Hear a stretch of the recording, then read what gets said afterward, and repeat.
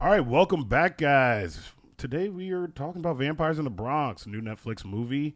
I mean, was it good? Was it bad? We have Dave here with us. Hi.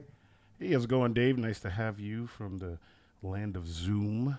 Zoom man, Zoom But man. let's get into this and see, see what we all thought.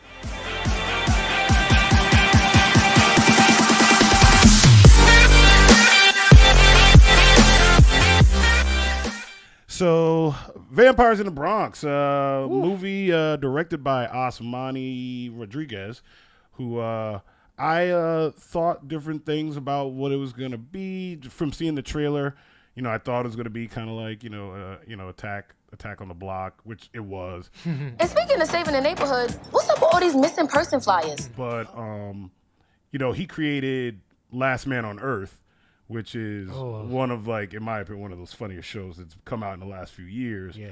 And that could be because of the actors that were in it, or it could just be because of the writing. But this one was a little different. Dave, what'd you think about it? Let's let you go first. So immediately I started getting the feels like it was the Lost Boys, but a little bit more humor like the Monster Squad. Definitely towards the end, I started to see similar scenes from the Lost Boys. Okay. So it was actually pretty good. I mean, it's nothing wow, but it was definitely entertaining. A good one-time watch. So there's a couple cameos in there. You've got Method Man and Zoe Saldana. Yep. Yeah. For the times that they were on screen, it was pretty funny or entertaining. So it was good. Okay. All right. So you'd say, what are you giving this one? A worth it. If you're bored, don't bother. More like if you're bored. So the Yeah, only kind of. reason If I you're even bored, watched forbid. it was because I'm trying to watch new horror movies. One day for each for each day in October. So this was one of the ones I picked up. Had never seen it before. Thought it looked okay. Gave it a shot. Yep. Yep. Yeah. All And it's new. It's newer. right. So Saw the thing, and I thought it was going to be something. I didn't. Everything that happened in there was kind of like expected. So Oh yeah. yeah, there was nothing in there that popped out. It was nothing that surprised me. I think the only one that I was hoping that it would be like is Eddie Murphy's Vampire in Brooklyn, where it looked like it was going to be a comedy, but it was more yes. serious. This one was just straight fun. Yeah. It was not. I was hoping that it would go Vampires in Brooklyn, but it did not. I don't Um. know, man. There's a lot of kids involved in that, so Yeah, there is a kid. It is. It yeah. is You had to, closer to a family movie. yeah. You got to kind of put it there. I mean, I think for me, I think it's more of a worth it. But you're right. It also just give you a feel that you don't need to watch it right away. I Okay. feel like you could watch if you're there, you're watching for the fun of it. Um, just silly things that little kids do, and they got a little, sub story where, you don't know what's going on with this kid. The mom keeps bringing up the dad for some odd reason. I think everything kind of happened way too fast, and they try to cram everything down for like a one, 30-minute movie. I did like the Method Man, uh, uh, you know, part Cameo. of yeah Yeah. cameo. Yeah. I was expecting him to be, a priest, a pastor, and at all that, you know what I'm saying? Um, the towards the end of the movie, you wonder where the block is at, and then I'm like, you finally get the block, but I feel like there should be more Bronx.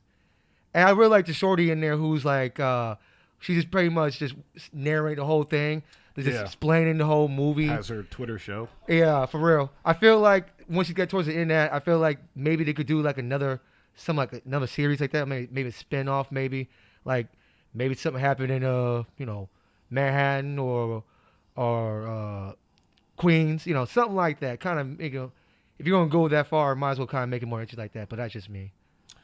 Yeah, I guess that's probably where I'll say it was good first, but that's probably one of the issues that I had that you probably couldn't get that out of this movie. It's probably a standalone unless they made more stupid stuff happen. But the good writing, like I thought the writing was good for like New York. As someone from New York, like the speaking dialogue was pretty good. Yeah. The kids were a little annoying, but the adults kind of landed everything. There were some great scenes in the bodegas, and the New York moms yelling at their kids, smacking them and putting their hands in their face and stuff. That's like stuff that goes down. Like, that was good. But then like it kind of, other than that, like it's an attack on the block vibe for me, which isn't that great. And like Mom's Got a Date with a Vampire, like that old Caroline Ray movie. That old I was movie. also seeing some reviews that were saying that it was more like Hey Arnold, but with vampires. Oh, true. It could be, yeah. I can see that happening, so I definitely got that feel. So aside from the New York portion, I didn't think the writing was that great elsewhere. As like a fan of vampire stuff, it was a classical take on vampires. So, I mean, I felt like they used every vulnerability they could use that was ever heard for a vampire, and that's the only way that this movie could have happened. Like the plot could only happen if they were as vulnerable as they could be, because you have little kids fighting vampires, which is asinine. Especially 1,000-year-old vampires. Like if it's a new vampire, like in like Lost Boys or something, that's different. Like new ones you could probably get away with, but 1,000-year-old vampires letting a kid get the better of them. So that just made me laugh a little. Super strength, and they're getting taught lessons by little kids. I'm like, okay. And I mean the production value was pretty low. It was pretty low, but that's whatever. It's a Netflix movie. Tell me why. The performances were good, but the story was tired, in my opinion.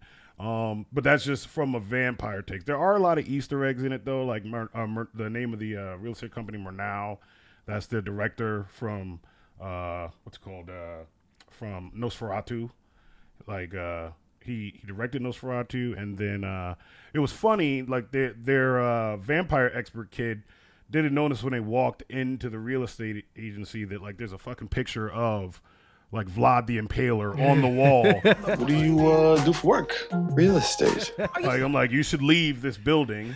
Like there's a picture of Vlad the Impaler on the wall. The plot holes, I'm like, she has all the knowledge, and she said she was like trained for this kind of stuff, but then she contributed little to nothing. Well, yeah, I mean, it's that's like why it'd be nitpicky to like point out everything, but like the writing portions where they just watch Blade and then they find out about a familiar and then they ask, what's a familiar? And I'm like, you just fucking watch Blade. For real. Like that movie is literally about familiars serving, Frost, and, that's how he gets to him. So if you didn't know what a familiar is after watching Blade, you didn't really watch Blade. You just watched the end of it where he cut the dude in half. But this is definitely an if you're bored for me. Oh, bother. I mean, if you're not doing anything else, it's fun, but you'll pick it apart if you're looking for something a little bit better. This month would be the only reason to watch it. Anything outside of that? Yeah. Or any month during COVID. Or any month during COVID, right? Oof. But yeah, let us know what you guys think. Have you seen the movie yet? Or not? Check it out down in the comments. And as always, like and subscribe. And we will see you guys next time. Peace.